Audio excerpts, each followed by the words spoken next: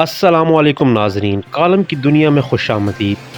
آج ہم 20 star news کے ناظرین کے لیے ایک نامور صحافی افضال ریحان کا کالم پیش کریں گے، جس کا عنوان ہے انسانوں کے نام۔ کہ کوئی بھی شخص جو منتخب پارلیمنٹ کی عظمت و بالادستی پر ایمان رکھتا ہو، آئین جمہوریت، انسانی حقوق اور آزادیوں کے لیے جدوجہد کر رہا ہو، اس پر لازم ہے کہ وہ ہر نوع کے جبر و استبداد کے بالمقابل منتخب وزیر اعظم کی حمایت میں رطب اللسان ہی نہ ہو، ان کے ساتھ کھڑا بھی ہو جائے۔ ہمارے ملک میں سب حلقوں سے اچھے تعلقات کا دعویٰ خاصا پرانا ہے۔ ہر وزیر اعظم یہی کہتا ہے کہ ہر طبقے کے ساتھ اس کے تعلقات بہت اچھے ہیں، لیکن کب تک؟ محترمہ بے نظیر اور میاں نواز شریف جیسے ہر دل عزیز وزرائے اعظم تو رہے ایک طرف، دیگر جو محض بیساکھیوں کے سہارے وزیر اعظم بنتے ہیں، آخرکار وہ بھی کیوں اپنا ایک صفحہ سالم نہیں رکھ پاتے؟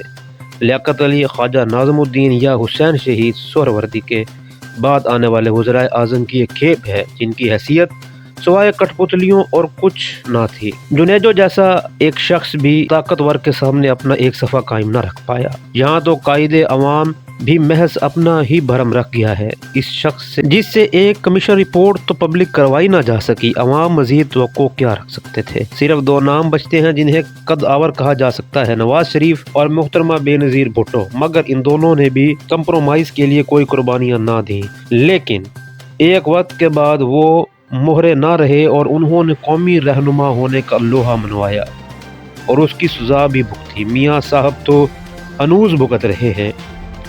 اب آتے ہیں قومی قیادت کی کرسی پر براجمان کھلاڑی کی طرف، تو سوال سامنے آتا ہے کہ اس کے لیے جمہور کی آواز پر یقین رکھنے والوں کی وہ بھاونائیں کیوں نہیں ہیں جو جنیجو اور جمالی جیسے کمزور ترین وزرائے اعظم کے لیے بھی تھیں؟ اس کی اولین وجہ یہ ہے کہ انہوں نے کسی کی خوشنودی کے لیے اپنے مخالف سیاستدانوں کے ساتھ وہ کچھ نہیں کیا تھا جس کے بدترین مظاہر ہم نے 17 کے بعد اب تک دیکھے ہیں۔ دوستی کی بات الگ ہے، انسان کی دشمنی میں بھی ان حدود تک نہیں جانا چاہیے جسے دیکھ کر آس پاس والوں کو بھی شرم آئے۔ اس شخص کے خلاف جس نے آپ پر ایک وقت میں نوازشات کی ہوں، سلیم الفطرت انسان تو کسی کی نیکی ساتھ پشتوں تک نہیں بھولتے، لیکن اگر مفاد پرستی نے بصیرت چھین لی ہو تو پھر کہاں کی نیکی اور کہاں کا تعلق واسطہ؟ وعدے وہ کرے جس میں کچھ کارکردگی بھی ہو، سول سپرمیسی کی بات وہ کرے جس نے اس کے لیے کبھی سوچا بھی ہو، جس کی پہچان ہی اس کا دھڑن تختہ ہو، وہ اس کا واویلا کیسے کر سکتا ہے؟ دوسری طرف ذرا اپنی کارکردگی کا اعمال نامہ تو پیش کرے۔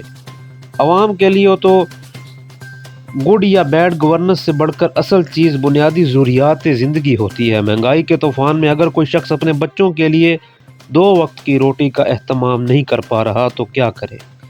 آپ کے بلند بانگ دعووں کا تقاریر سے پیٹ نہیں بھرتا۔ ڈالر مہنگا ہونے سے 2 روپے کی ویلیو ختم ہو کر رہ گئی ہے۔ جن کو چور کہتے نہیں تھکتے وہ تو ڈالر 105 کا چھوڑ کر گئے تھے، جنہوں نے پرواز کے تمام ریکارڈ توڑ ڈالے۔ تیرنا نہیں آتا تو گہرے پانی میں چھلانگ لگائی کیوں؟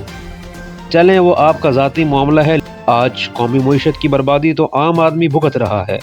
احتساب کا کتنا واویلا تھا، مگر ہوا کیا؟ لندن کی عدالتوں کے فیصلوں سے بھی نہ سیکھا گیا۔ داخلہ و خارجہ تمام پالیسیاں بری طرح ناکام ہو چکی ہیں۔ ملک کے اندر ہی دشمنیاں پنپ رہی ہیں، بیرون ملک بھی کوئی کسر نہیں چھوڑی جا رہی، جس کی بدترین قیمت اس بدقسمت قوم کو برسوں چکانا پڑے گی۔ اپوزیشن ملک گیر احتجاج کے لیے اس سے بڑھ کر سازگار ماحول کب پائے گی، جبکہ اسے یہ بھی معلوم ہو کہ صفحہ پھٹنے کے بعد مہربان غیر جانبدار ہو چکے گا۔